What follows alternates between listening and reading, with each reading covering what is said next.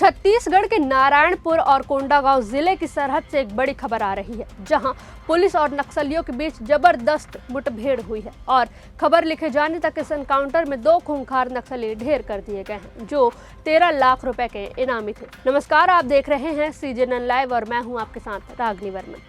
जवानों को नक्सल मोर्चे पर एक और बड़ी सफलता मिली है। सुरक्षा बलों ने एक बार फिर नक्सलियों को करारा जवाब दिया है। इस मुठभेड़ में सुरक्षा बलों ने 2 हार्डकोर नक्सलियों को ढेर कर दिया है। मारे गए नक्सलियों की पहचान हल्दर और रामे के रूप में हुई है। हल्दर, जो कि DVCM यानी डिविजनल कमेटी मेंबर था, उस पर 8 लाख रुपए का इनाम था।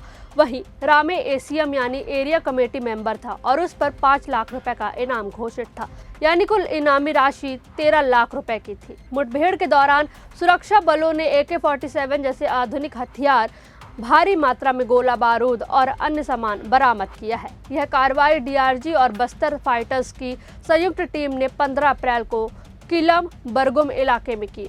बस्तर रेंज के IG सुंदरराज P ने मुठभेड़ की पुष्टि करते हुए कहा, यह नक्सलवाद के खिलाफ एक और निर्णायक सफलता है। वहीं खबर लिखे जाने तक सर्चिंग ऑपरेशन जारी है।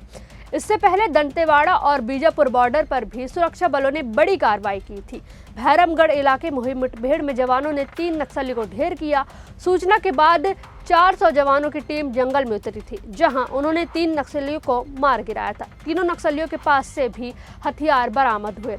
इसी इलाके में कुछ दिन पहले मुठभेड़ में मारी गई थी रेणुका उर्फ बानो, जो कि 45 लाख रुपए की इनामी थी और वो DKSZC यानी दंडकारण्य स्पेशल जोनल कमेटी की मेंबर थी। 25 मार्च को भी एक बड़ा ऑपरेशन चला था, जिसमें 25 लाख के इनामी नक्सली सुधीर उर्फ सुधाकर और उसके साथ 2 अन्य नक्सलियों को जवानों ने मार गिराया था। वहीं बस्तर दौरे पर पहुंचे केंद्रीय गृह मंत्री अमित शाह ने कहा था, अगले चैत्र नवरात्र तक लाल आतंक का अंत कर देंगे। साथ ही उन्होंने अपील की थी कि नक्सलियों को सरेंडर करवाइए, गांव को नक्सल मुक्त बनाइए। गृह मंत्री के इस बयान को मद्देनजर रखते हुए छत्तीसगढ़ में नक्सलवाद के खिलाफ कई नई पहल सामने आई हैं। सरकार ने नक्सलियों को कई ऑफर दिए हैं। सरकार का मानना है कि सिर्फ 120 दिनों में नक्सलियों की जिंदगी पूरी तरह से बदली जा सकती है।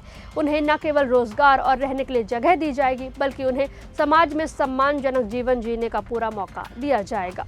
आत्मसमर्पण करने वाले हर नक्सली को, चाहे उसके पास हथियार हो या ना हो, 50,000 रुपए की नगद प्रोत्साहन राशि दी जाएगी। लेकिन सबसे बड़ा ऑफर यह है कि उनके द्वारा लाए गए हथियार पर अलग से मुआवजा मिलेगा, जहां MLG यानी लाइट मशीन गन के लिए 5 लाख रुपए, AK-47 पर 4 लाख, मोर्टार लाने पर 2.5 लाख, SLR या इंसास राइफल के लिए 2 लाख, X95 असॉल्ट राइफल या MP9 टैक्टिल के लिए 1.5 लाख रुपए, 303 राइफल लाने पर 1 लाख रुपए दिया जाएगा।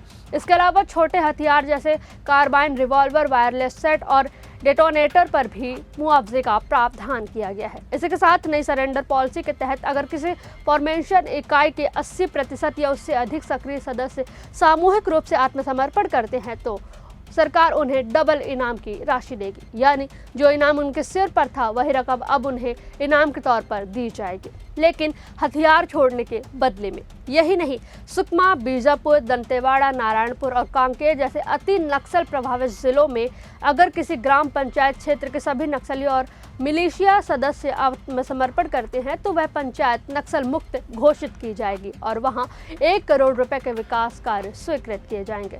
सड़कें बनेंगी, स्कूल होंगे, स्वास्थ्य केंद्र और रोजगार के साधन खड़े किए जाएंगे, ताकि गांव दोबारा उठ सके। नई नीति में यह भी साफ किया गया कि यदि पति और पत्नी दोनों आत्मसमर्पण करते हैं, तो उन्हें अलग अलग यूनिट माना जाएगा और दोनों को पुनर्वास योजना का पूरा लाभ मिलेगा। और सबसे अहम, सरेंडर के लिए 10 दिनों के भीतर संबंधित जिला कलेक्टर द्वारा सहायता राशि प्रदान की जाएगी। तो छत्तीसगढ़ में नक्सलवाद अब अपने अंतिम दौरे में है। बस्तर की धरती जल्द ही नक्सल मुक्त होगी। इस मामले से जुड़ी हर अपडेट के लिए बने रहिए CJN लाइव के साथ, क्योंकि हम लाते रहेंगे हर अपडेट सबसे पहले।